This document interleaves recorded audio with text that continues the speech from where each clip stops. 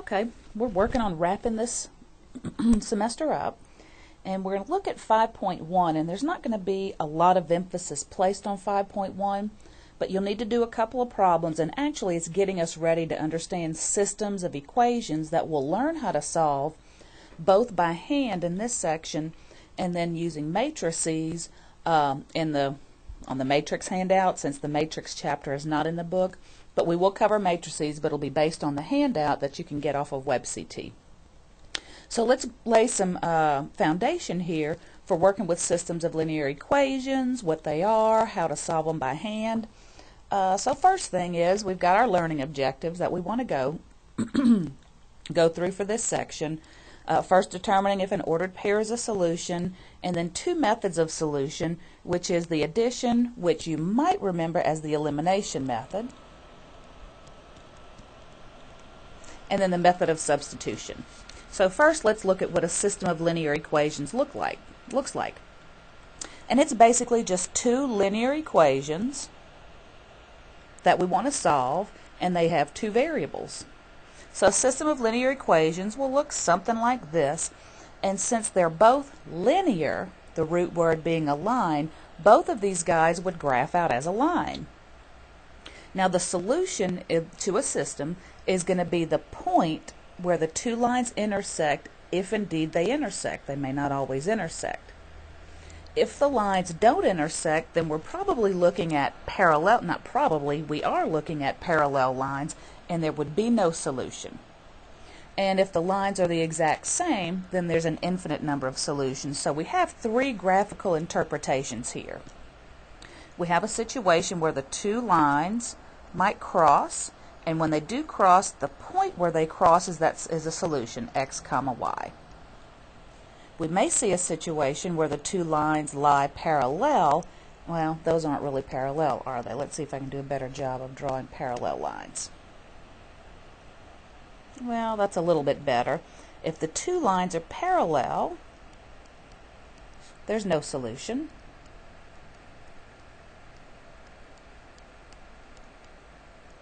So we have case 1 where they cross at a single point, case 2 where they don't cross at all, they're parallel, and case 3 is if they happen to be the same line, which means one of the lines are drawn, and then when you graph the other one, it lies right on top of that.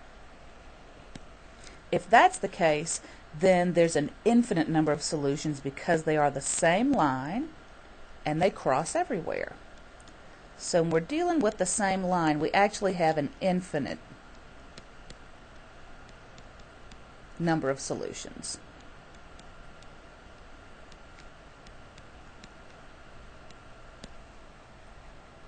Now we're not going to solve these by graphing because it can be a little difficult to figure out exactly where these 2 points cross when we're graphing two lines. So we're going to look at two methods. Before we look at those methods, I just want us to review a little bit about a situation if we have a system of ordered pairs, what a solution might look like if the lines cross.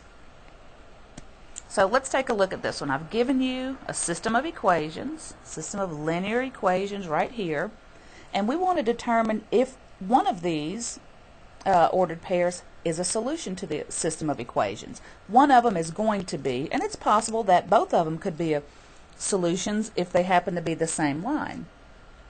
So how we're going to determine which one of these is a solution to the system, what do you think? Plug in. We're going to do a lot of plugging in here. So we'll just plug in. Let's work on the point 1, 2 first. It's kind of separated here.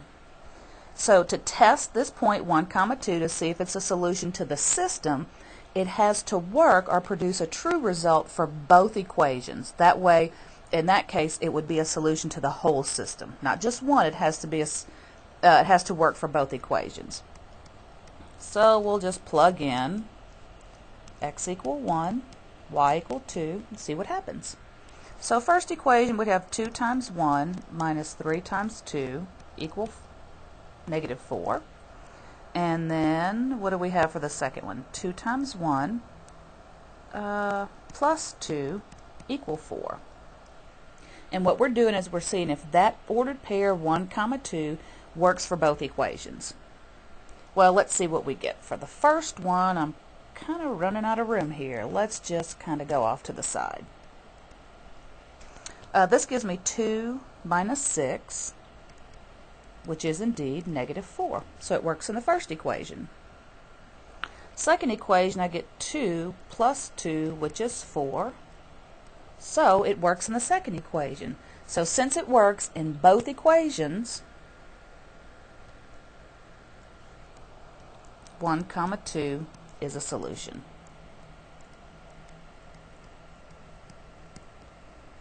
And now we want to do the same thing with 7, 6. So we're going to just do a plug-in. That's not very good. Okay, let's plug in 7 for x, 6 for y, into both equations and see what happens. So 2 times 7 minus 3 times 6 equal negative 4. And 2 times 7 plus 6 equal positive 4. So let's come on the side and do some arithmetic. So this will be 14 minus 18. Yep, that's equal negative 4. And this is 14 plus 6, which is not equal to 4. Since it didn't work in both equations, 7, 6 is not a solution. So 7, 6 is not a solution. So that's how we can determine if an ordered pair is a solution to a system. It must work in both equations, produce a true result for both equations. Now that we have that out the way, let's look at how we're going to solve these by hand. Again, later on we'll see how to solve them using our calculator and matrices. But right now we're going to use the method of addition, and I mentioned this earlier. You might remember it as the elimination method.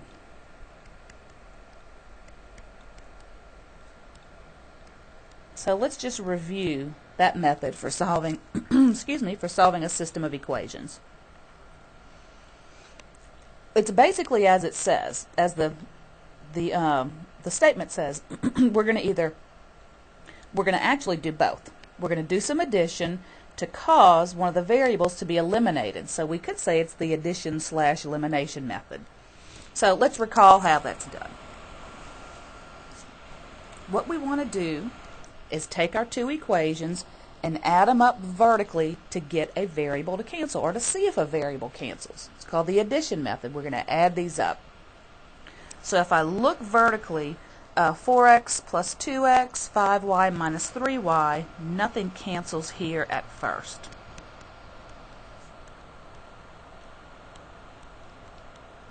So there was something we had to do to try to force either our x's or our y's to cancel.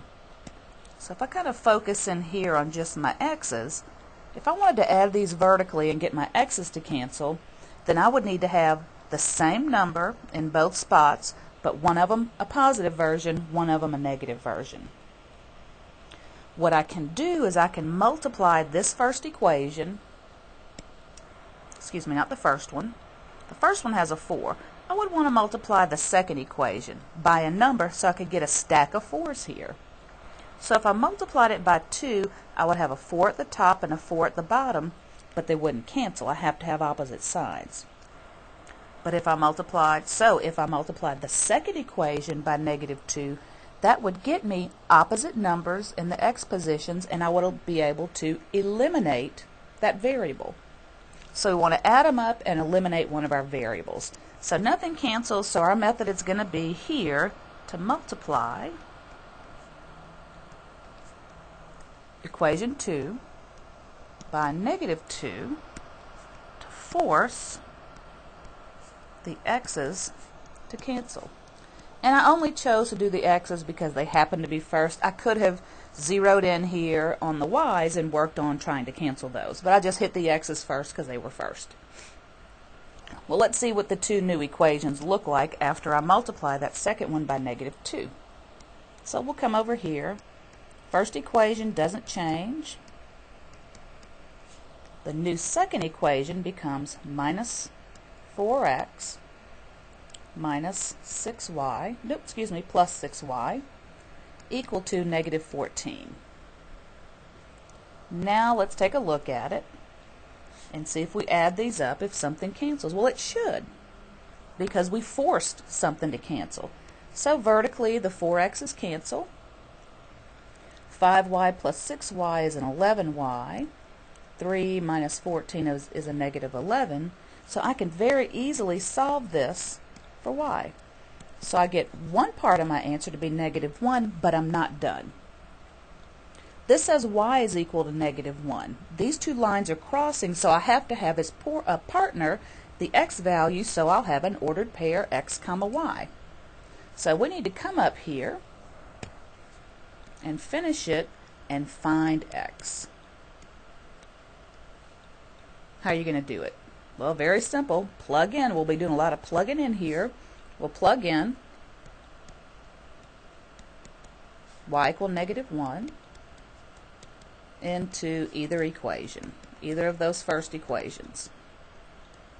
I'll just pick the first one because it happens to be first. So I have a 4x plus 5y equal 3. Let me plug in the negative 1. So 4x plus 5 times negative 1 is equal to 3. So that's going to be a negative 5. When I bring it on the other side, it's a positive 5. So 4x equal 8, which implies x is equal to 2. Now I'm finished. I found the ordered pair where those two lines would cross. So the solution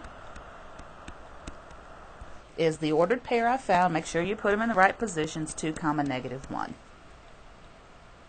So review of the elimination / addition method. We've got to force a variable to cancel if nothing cancels automatically. So let's use the same method, addition / elimination method.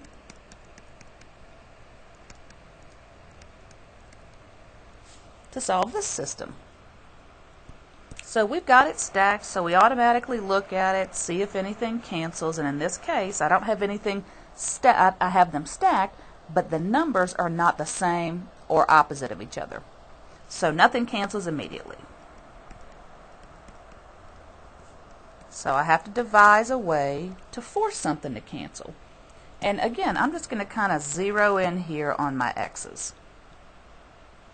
In order for them to cancel, I'd have to have the exact same number in both of those positions, but one positive, one negative.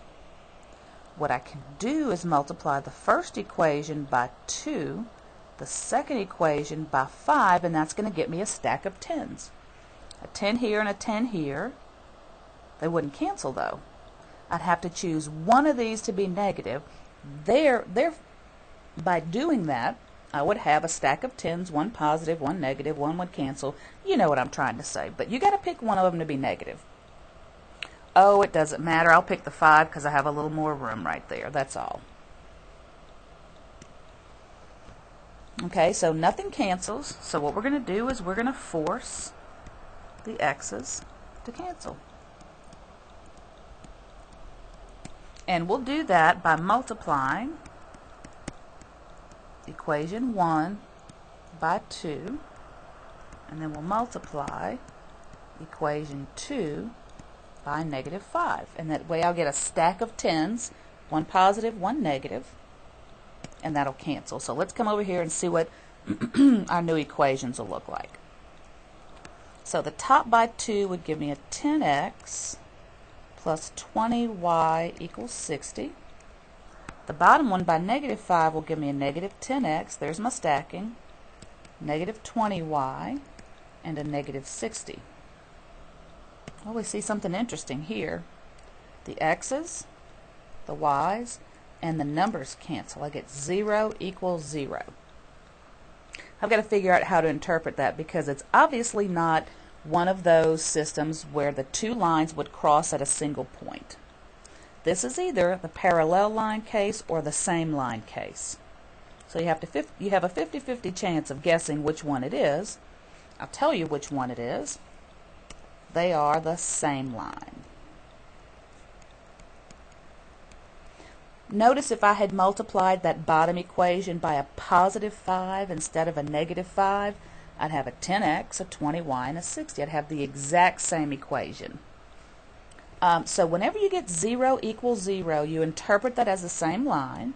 And we said when we have a same line, we have an infinite number of solutions. It'd be great if I could spell. Here we go. We have infinite solutions. Now, there's a specific way we want to write this. We don't want to say just infinite solutions, or I guess it kind of depends on how the program wants you to relate your answer. But the official way of writing your answer when you have an infinite number of solutions is to use set builder notation. Well, so this says it's the set of all ordered pairs x comma y such that, this slash means such that. And then after the such that, we just basically copy one of our equations.